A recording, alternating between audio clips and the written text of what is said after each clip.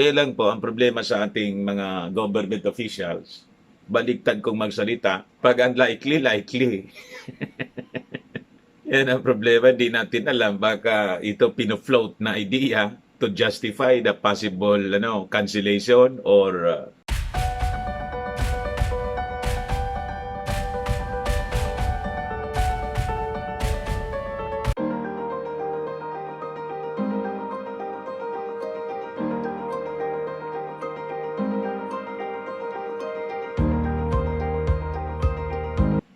ang katanungan ngayon, mga kababayan, ay matuloy kaya yung eleksyon? Ano naman na niya, Mr. Maravillas? Panalo na tayo. Tapos, sasabihin mo kung matuloy o hindi yung eleksyon. Iyon ang pina-float kasi po, wala akong magagawa kundi ibigay sa inyo itong balita. Yun ngayon ang pina-float na mga possibilities with the present situation po sa buong mundo. Alam naman po ninyo na may bagong invention sila na panakot po yung si unicorn, barbarian. And the whole world is scrambling right now to contain. Sabi nga po doon sa sa latest report sa Philippine Manila Bulletin, it's most likely papasok siya dito sa ating bansa kasi ang dami ng bansa na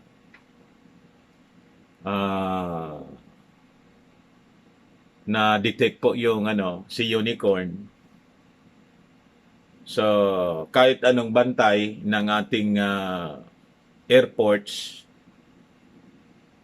malulusutan po tayo. Yun ang tinitingnan nila.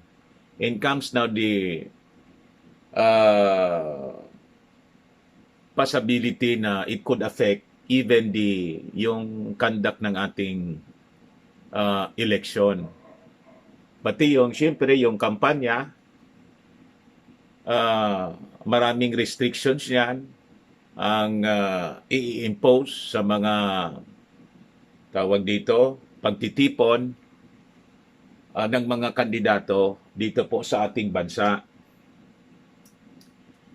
You see, mga kababayan, ang medyo apprehension din po natin dito, baka gamitin ng mga kabalot agents dito po sa ating bansa as a reason to delay or cancel the election in some areas. Paano na yan si BBM kung siya yung mananalo?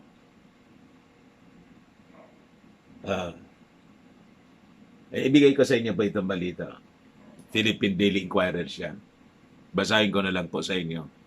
May mga terminologies dito, mga kababayan, na iiwasan ko kasi alam na ninyo bakit kailangan iwasan natin na banggitin. The COMELEC Commission on Elections spokesman James Jimenez said, a nationwide cancellation of the 2022 polls is unlikely. Di maganda, unlikely pala. Should there be a surge dito po sa mga kaso? Kaya lang po, ang problema sa ating mga government officials, baliktad kong magsalita,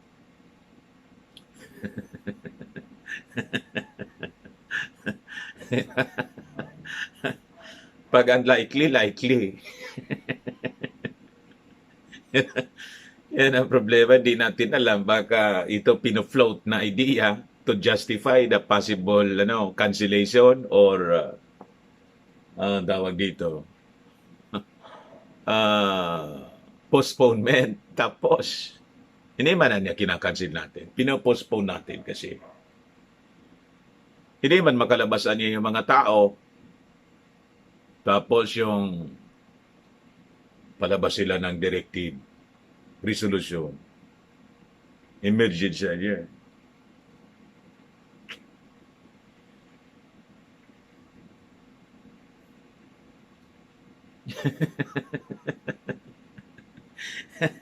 Ang objective kasi po nito mga ulupongs, is to disrupt our normal activities. Ito pong itong election po is, a normal activity. Kaya, bagay isipin ninyo, si Mr. Maravillas, kaya yung imagination, wild. Hindi man po sa ganon. Nire-raise ko ito po kasi this is of national concern. Di ba? So, yun po. Pero unlikely. Ito yung balita dito. But he also said that the polls postponement in certain areas is still possible if needed. What if nakita nila na ay taloan niya tayo dito sa itong lugar na to, i-postpone natin dyan para magawa ng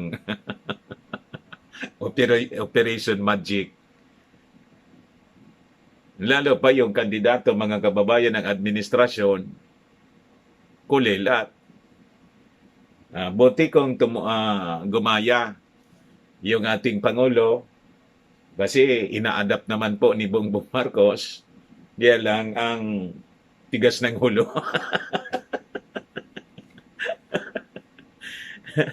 Ang gusto niya po si Munggo. Si Secretary Roque, mga kababayan, buti nagsabi si former pala, nag-resign na pala, no? Buti si Secretary Roque, si Roque dati, nag-declare na ng support kay BBM Inday. Iniwan na si Munggo. Hindi sumunod sa Pangulo. Hindi niya kung mananalo kung diyan kay Munggo ako, pati nga siya, hindi mananalo siguro yun, nasa isip na.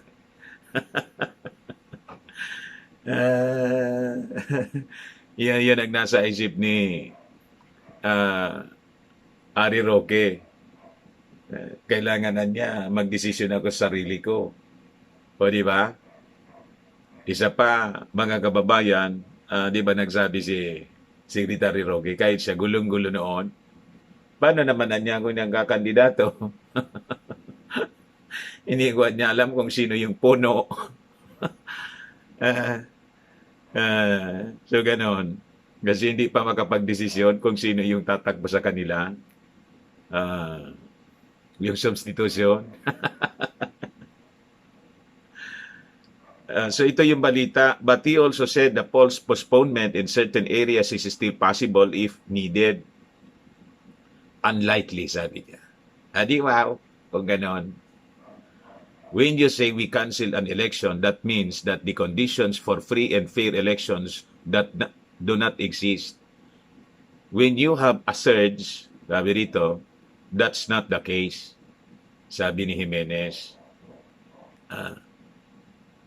The people have to be careful, yes, but hindi nawawala yung possibility ng free and fair elections.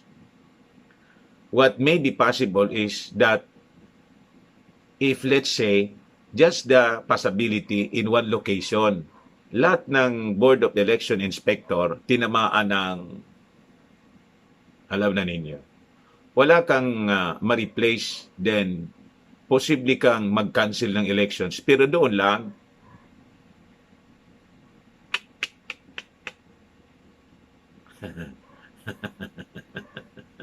So, it will depend, mga kababayan, kung gaano ka-massive. Ito pong si Unicorn, mga kababayan, ang projection nila, matindi. Matindi ang projection nila.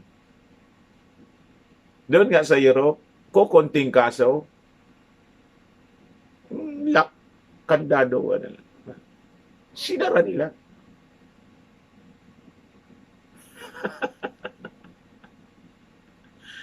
Ganon, mga kababayan, kapraning dito. Damay-damay. Ang pagkapraning po masyadong wala na sa wala na yung reason, mga kababayan. Tinakasa na. Area cancellations are still possible. Isolated cases can be taken into consideration. But yung nationwide cancellation, unlikely. Buti naman. Di ba? Kaya lang yung possibility of, manipulation by people of, interest on this. Lalo pa yung administration natin, mga kababayan, ay uh, unlikely. Unlikely din na manalo yung kanilang manok na ano, yung manok nila na iyakin malayo. At yung nakaupo, mga kababayan, ayaw dito sa sa manok na pula. Hindi daw siya, never daw siyang nagusto kay Bongbong Marcos sa mga Marcoses. Ah, yan, di ko sa inyo. So may kuanaan niya tayo. May rason na to continue. Di ba? Huwag naman sana po, ipanalangin natin mga kababayan sa poong may kapal, huwag naman sanang mangyari ang ganong senaryo. Kasi po, isa pa, sabi ko nga, iisa lang yung nanggugulo sa ating ko. Isa lang na grupo yan. With agents all throughout. And their intention is to, alam na ninyo kung tight grip to every country. At yung dati na mga supporters nila, siyempre,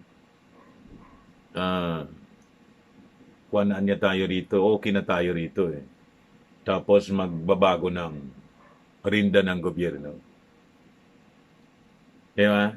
Paano na niya si Hero? Si Hero niya, baka tanggalin nila yung policy sa pangungutang. Di ba? Baka niya yung budget ng gobyerno nakakasana para sa atin tapos biglang hugutin sa iba kasi yung priority and belief that will influence the policy direction. Ang ganda na niya. Alipin natin yung lahat na pagkatapos ito, mag-adjust tayo na. Anyway niya, yung intention natin is to disrupt or normal operations.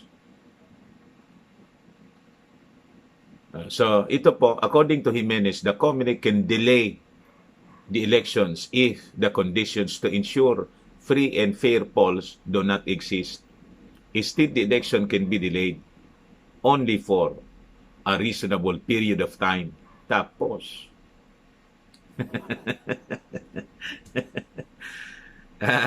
it's interpreted to mean within 30 days from the cessation of the problem. Kunwari, nagbaha, nagkaroon ng postponement ng election within 30 days after nawala yung baha. Baha yun. Ito po, 2 years na nga po eh. Ayaw tantanan. May bagong lumitaw. Di ba? Within 30 days after nawala yung baha, pwede ka na dapat magsagawa ng halalan. Yan lang yung buhay natin ito, mga kababayan. If there is an outbreak of such magnitude that the Comelec decides it will be necessary to postpone the elections, then yes, you can postpone the election. And remember, you have within 30 days to resolve that problem. Tapos,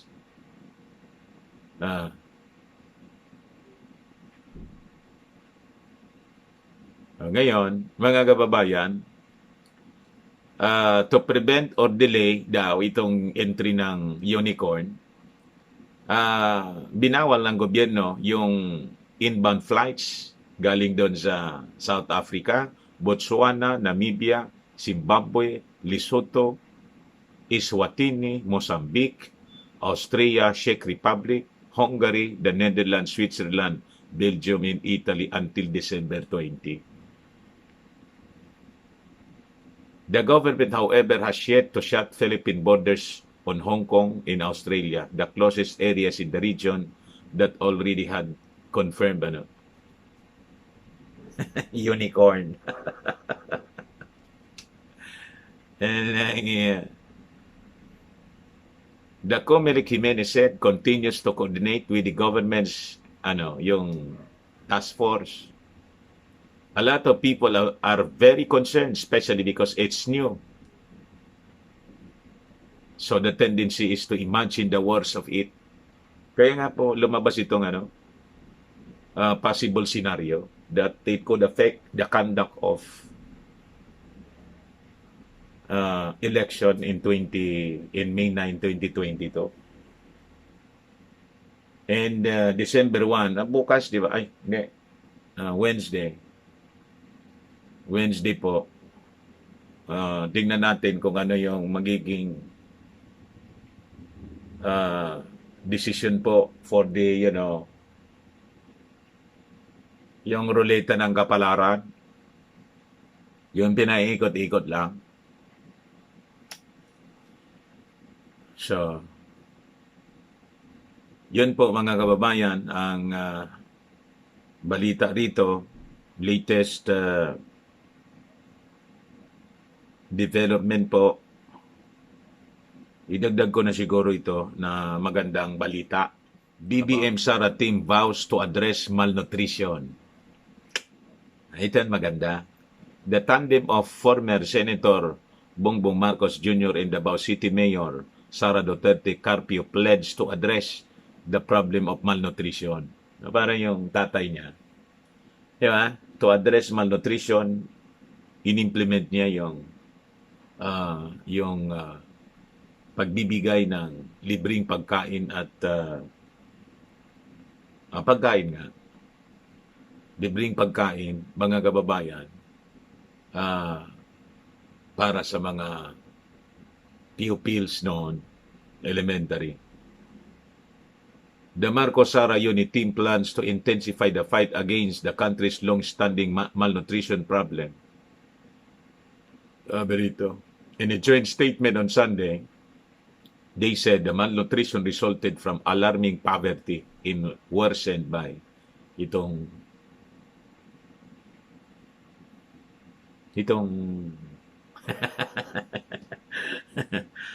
pandesal. They deplored that the Philippines placed fifth in the East Asia and Pacific area on frequency of stunting and was among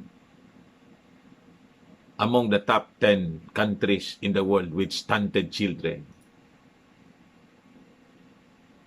They said if given the chance, they will strengthen the campaign against malnutrition. Talaga namang malaking hamon ang malnutrition sa lahat ng dumaang administrasyon.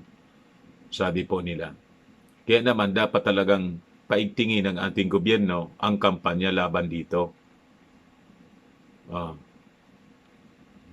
Malnutrition is a consequence of persistent hunger. Laging gutom yung mga tao. Ngayon, walang trabaho, karamihan. Dumagdag yung nag-survey.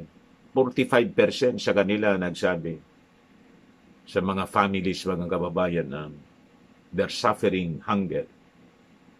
You see?